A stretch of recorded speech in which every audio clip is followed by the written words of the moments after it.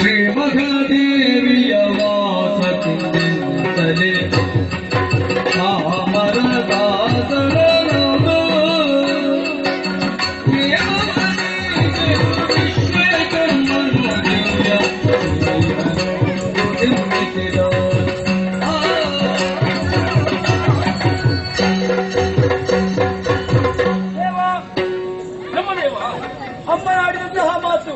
ಇನ್ನೊಂದು ದಿನದಲ್ಲಿ ದುಷ್ಟರನ್ನು ವಧಿಸಿಕೊಡುತ್ತೇನೆ.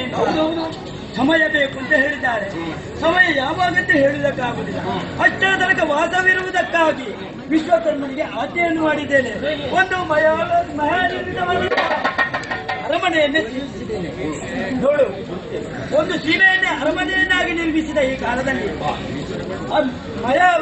ಈ ಕಾಲದಲ್ಲಿ ಅವಳಿಗೆ ಬೇಕಾದ ಸೇವೆಯನ್ನು ಮಾಡುವುದಕ್ಕಾಗಿ ನಮ್ಮ ಇವರೇ ಮಾತ್ರವಲ್ಲ, ಮಂತ್ರಾದಿನೇ ದುರ್ಗೆಯರು ಎಲ್ಲರೂ ಬಂದು ಅಮ್ಮನ ಸೇವೆಗಾಗಿ ಮುಂದುವರಿಯುತ್ತಾ ಇದ್ದಾರೆ. ಈ ಕಾಲದಲ್ಲಿ ಅರಮನೆಯಾಯಿತು, ಎಲ್ಲವಾಯಿತು. ಅಷ್ಟು ಮಾತ್ರವಲ್ಲ, ಮುಂದೆ ಚಿಂತೆಯು ಕಾಡುತ್ತಾ ಇದೆ. ಚಿಂತಿಸಿದ ಕಮಲ ಭವ ಅಂತರಂಗದೆ ಸೂರ್ಯನಂತೆ ಶಿವರಾಜ್ಯವಿದರ ಎಂತೋ ಬಳೆ ದೇವಿ ಕಾಂಚನಲಿತೆ ಗಿರುಗಳು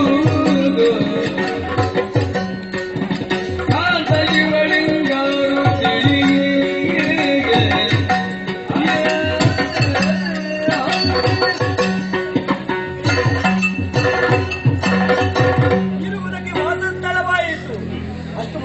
ಒಬ್ಬಳೇ ಇರುವುದು ಸರಿಯಲ್ಲ. ಅವಳಿಗೆ ಮದುವೆಯನ್ನು ಮಾಡಬೇಕೆನ್ನುವಂತಹ ಆಶೆ ನನ್ನದು. ಹೌದು, ಹಾಗಿದ್ದ ಅವಳಿಗೆ ಸರಿಯಾದ ವರದಿ ಯಾರು ಅಂತ ಯೋಚನೆ ಮಾಡ್ತಾ ಇದ್ದೇನೆ. ಕಾಂತೆಯಾದ ಇವಳಿಗೆ ಕಾಂತ ಯಾರು ಯಾರು ನಿನಗೇನಾದ್ರೂ ಗಮನಕ್ಕೆ ಚಿಂತಿಸುವ ಎಂದು ಚಿಂತಿಸುತ್ತಿರಿ ಬಂದನೊಡನಾದಿ ಶಿವ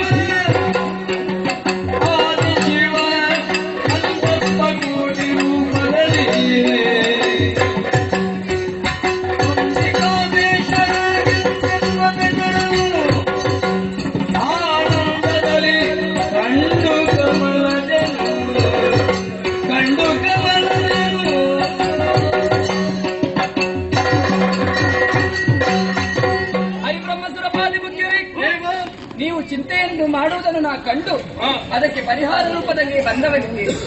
ಆದಿಶಿವನಾದ ನಾನು ರಾಮೇಶ್ವರನಾಗಿ ಬಂದು ನಿಂತಿದ್ದೇನೆ. ನಿಮ್ಮ ಮನದ ದುಗುಡವನ್ನು ದೂರ ಮಾಡುವುದಕ್ಕಾಗಿ ಈ ಕಾಲಕ್ಕೆ ಚಿಂತೆ ದೂರ ಆಯಿತು ಅಂತ ಬಹಳ ಸಮಾಧಾನ ಆಯಿತು. ಯಾರು ಬಂದದ್ದಪ್ಪ ಅಂತ ಹೇಳ್ತೇನೆ. ಒಂದು ಹೆಮ್ಮೆ ಇತ್ತು ನನಗೆ, ನಮ್ಮ ಮಗು ಬಹಳ ಚಂದ ಅಂತ. ಎರಡು ನನ್ನೂ ಎಲ್ಲ ಸಂದರ್ಭ ಕೋಟಿ ಬೇಗ ನಿಮ್ಮಲ್ಲಿ ಎನ್ನುವುದು ಆದಿಶಿವನೇ ಬಂದದ್ದು ಎನ್ನುವ ತಿಳುವಳಿಕೆ ಸಮಾಧಾನ ಬದಿಗಿರಬೇಕು. ಬೇಕಾದಂತಹ ಸೀಮೆ ಸಿಗ್ತದೆ. ಸೂರ್ಯನಂತೆ ಶುಭರಾಜ್ಯ ವಿಶ್ವಕರ್ಮ ನಿರ್ಮಿತ ಆ ಗೃಹ ಪ್ರವೇಶ ಉಂಟಾಗಿದೆ. ಸೇವೆಗೆ ಬೇಕಾದ ಮಂತ್ರಿಗಳು ಬಂದಿದ್ದಾರೆ. ಮಂತ್ರಾಸನ, ಯೋಗಾಸನ, ಶಾಮರಾಂಬೆ, ಎಲ್ಲ ಬಂದಾಯಿತು.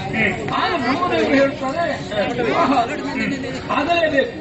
ಸಕಾರಣವರಲ್ಲಿ ಯೋಚಿಸುವಾಗ ಆದಿಶಿವನೇ ಬಂದು ರಾಮೇಶ್ವರನಾಗಿ ಅವನ ವಿವಾಹವಾಗಬೇಕು ನಾನು ಸಿದ್ಧನು ಅಂತ ಆಡಿದ್ದಾರೆ. ಮಕ್ಕಳೆಲ್ಲ ಸೇರಿ ಅಮ್ಮನಿಗೊಂದು ಮದುವೆ ಮಾಡುವಂತಹ ಯೋಚನೆ. ಮಹಾದೇವನಿಂದ ಸಹದೇವಿಗೆ ಎಳೆಯ ಹುದು. ಹೌದಲ್ಲ? ಹಾಗಾದ್ರೆ ಮೊದಲು ಗೃಹ ಪ್ರವೇಶ, ಅದು ಅಲ್ಲಿ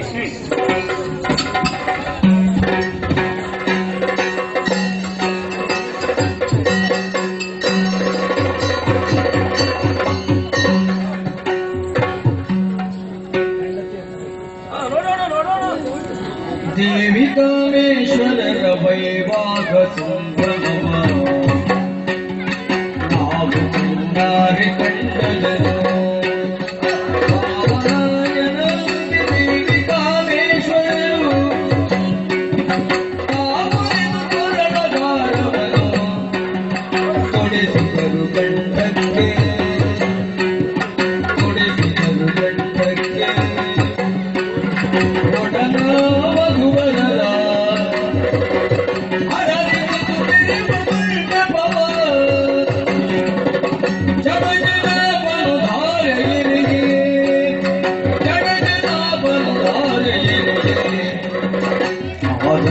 ಬೆಳಗ್ಗೆ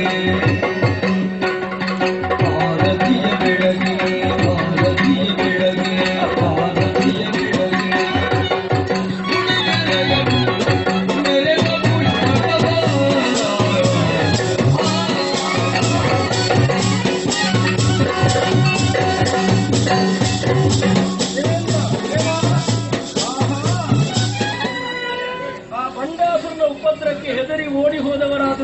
ಆಶ್ರಮಕ್ಕೆ ಬಂದು ಸೇವೆ ಮುಗಿಸಿದ್ರು ಒಳ್ಳೆ ಸೇವೆ ಮಾಡಿದ್ದಾರೆ.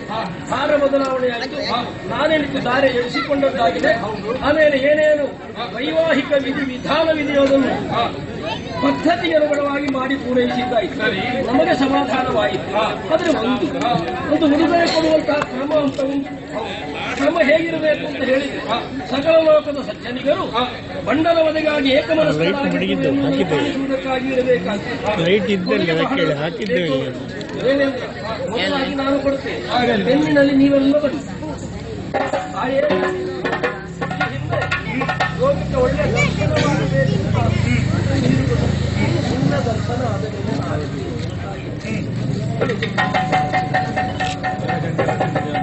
ಅಮ್ಮ, ನನ್ನ ಕಡೆಯಿಂದ ಪುಷ್ಪದ ವಿಮಾನವನ್ನೇ ನೀವು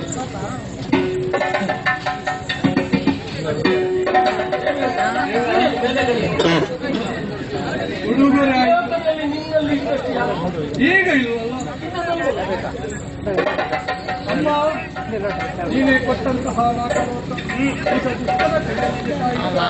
ಉಡುಗೊರೆಯಾಗಿ ಕೊಡುವುದಕ್ಕೆ ಏನೂ ಇಲ್ಲ. ಅದೆಲ್ಲ ಬಂಡಾಸುರನ ಕೈಯಲ್ಲಿ ಉಂಟು. ಹಾಗಾಗಿ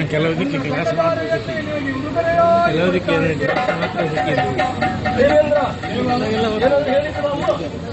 ಏನು ಹೇಳಿಲ್ಲ, ಅಭಯ ಸಾಕಲ್ವ? ನಮಗೆಲ್ಲ ಒಂದು ಸಲ ಹೇಳಿದ್ರೆ ಕೆಲಸಲ 2 3 ಸಲ ಹೇಳಿದ್ರು. ಅಮ್ಮ ಹಾಗೆಲ್ಲ ಒಮ್ಮೆ ಹೇಳುದು, ಆಮೇಲೆ ಕಡೆಗಂಡ ಲೋಕವನ್ನು ಹಾಯಿಸಿ ನಿಂಬಗಳ ಕಾಮಿತವನ್ನು ನಾನು ನಡೆಸ್ತೇನೆ ಎಂಬುದನ್ನು ತೋರುವ ಮೂಲಕವಾಗಿ ಅವಳು ಕಾಮಾಕ್ಷಿಯಾಗಿದ್ದಾಳೆ. ಕಾಮಾಕ್ಷಿ ಕಾಮೇಶ್ವರರ ಲೀಲಾ ವೈಭವ ಅದನ್ನು ಕಾಣುವ ಯೋಗ ನಮ್ಮದು. ಅವಳು ಹೇಳುವಾಗ ಬಂದ್ರೆ ಅಯ್ಯೇ ಸರಿ, ಎಲ್ಲರಿಗೂ ಶುಭವಾಗಲಿ.